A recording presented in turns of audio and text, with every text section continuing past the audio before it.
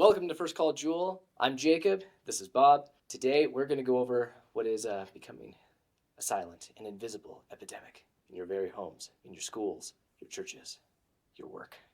It's real. Bob, what is this threat people are facing?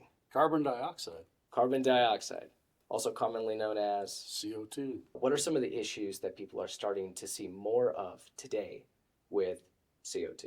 So carbon dioxide, of course, has been in our atmosphere forever. We breathe in oxygen, we exhale carbon dioxide. Trees and things breathe in carbon dioxide, exhale oxygen. I know that's a very basic thing, but it's what it is. Ventilation, HVAC, is what our industry is known as. And we've always really thought, ventilation, who cares? We're in the heating and air conditioning business. But we're realizing more and more now, the authorities, and lots of us are built to kind of resist whatever the authorities say. I know I am. You know, we like freedom and whatever. We don't want Uncle Sam or Big Brother telling us what to do. I don't like big government either. Well, as homes have gotten tighter and tighter, even older homes, they replace the windows, they caulk things, do things to seal them up to save energy. We have created really sick spaces. What's happening is the carbon dioxide levels are going up and up and up. People are feeling tired. They feel like, man, I need a nap. They have headaches, all these things. And so then they're searching for all these medical reasons why they're feeling like garbage. And a big part of it is actually the lack of oxygen and high levels of carbon dioxide in our very living spaces, our workspaces, our worship places, anywhere where you have people enclosed in a space, we now get high carbon dioxide. I know a couple weeks ago I came and I talked to you about some of the bad air quality in my apartment. There are 6 people living in my apartment. It's kind of small. And when you started talking to me about CO2, it got me thinking, like, what are the levels in my apartment? Because we don't have really any ventilation in our apartment except for opening our windows, and it's wintertime in Rexburg, Idaho. So at night, our CO2 levels get really high. Our heating is not very good. So we try not to keep our windows open at night. But you encouraged me to test out the levels. Let's show the tool for everyone. So this is the tool that First Call Jewel uses to test the CO2 levels in your living space. So I took that in the morning before I left for work. I'm like, you know what? I'm going to go to the living room. No one was sleeping in the living room at night. We were all in our bedrooms. But I'm like, you know what? I'm going to test it out here anyway. It was like 1,600 parts per million. That's not very good. Why is that not very good? So what got us actually thinking about this a couple months ago is we had a couple of customers call, actually 2 people that called and said, hey, do you guys test for carbon dioxide? And in both cases we're thinking, no, we never really have. We have some expensive meters that do a calculated carbon dioxide thing, but we started thinking, well, should we? So we started doing some research and realized, oh, shoot. 800 is a normal level. That's on the high side of normal inside an enclosed space. Outside, it's about 400 parts per million. Even in places where there's lots of cars, smog, whatever, they might get up to 450 is about as high as it gets outside. But our good Idaho air is around 400 parts per million. We bought some testers and started checking and realized in our own homes, our HVAC manager and myself both started testing, and yikes, we're experiencing some pretty high levels in our homes. A closed bedroom at night is one of the worst places because, you go in there, you close the door, you go to sleep. There's not a lot of air movement. Even if you're running your furnace fan or the furnace is coming on heating, there's not anything to exhaust it out. And so it just goes up and up and up. So then you wake up in the morning thinking, man, I did not sleep very good last night. I feel still kind of tired and stuff. Well, a good part of that may well be you had terrible air to deal with. So anytime we have more than, even one person in a small space that doesn't have ventilation, the levels go up and up. The more people you have, I'll give you an example. Last night, my granddaughter was over. My wife was giving her a bath, and so my daughter and her husband, there was 4 people plus the little baby in this small little bathroom. We have our ventilation going up through an HRV, and we're venting out and bringing fresh air in and stuff. Well, I have a series of sensors, and that rose by 200 parts per million in just the few minutes that they were there in that bathroom, just because there's just a bunch of people in a small space. And that's with ventilation. That's with ventilation. After they moved out, it cleared out pretty quick and was fine. But no ventilation, it would have been even worse. Where are people most likely to experience high levels of CO2? Really anywhere where you have people in an enclosed space and you don't have ventilation. So ventilation, so like in your house, at work, at church. I've taken one to church and sit in some meetings, and this last Sunday we got up to 3,500 parts per million in a room. And I was yawning. I was thinking, oh my gosh, I'm tired, I'm ready. And you think, well, is this because it's boring or whatever? Maybe, but actually it's because the air was terrible. Is that why little boys especially are falling asleep in schools?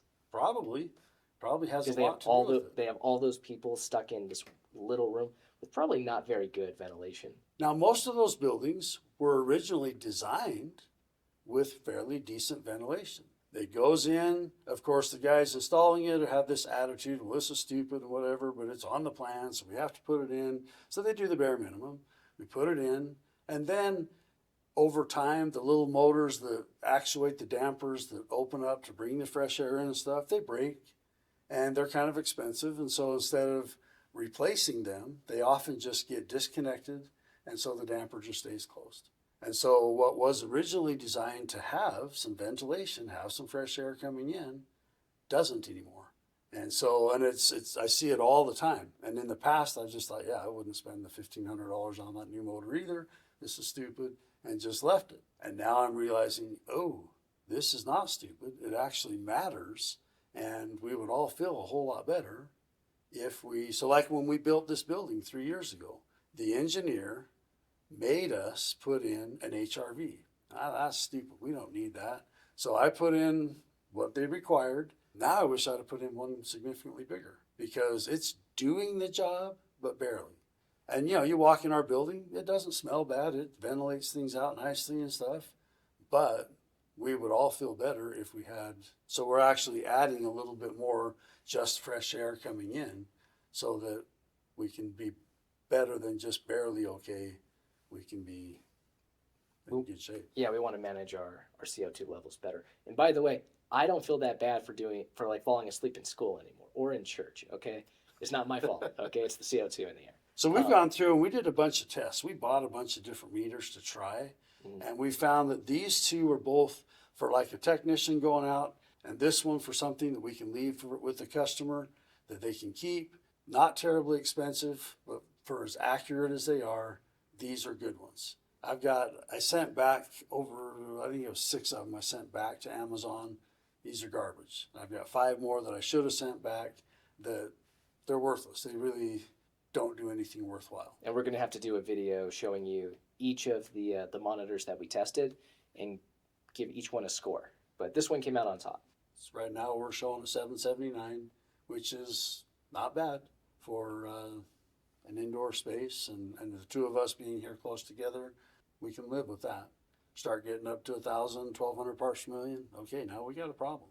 What are some free options that people can do to better manage or reduce the CO2 levels in their environments, starting with their home probably? What can they do? So it's actually really simple. Get some ventilation. Open a window and turn on an exhaust fan. If you just open the window, but you don't turn on an exhaust fan for it to move through, then it'll do some, but it won't do a lot. Give an example. At church this last week, I had it sitting on the desk, and there were 5 of us in the room.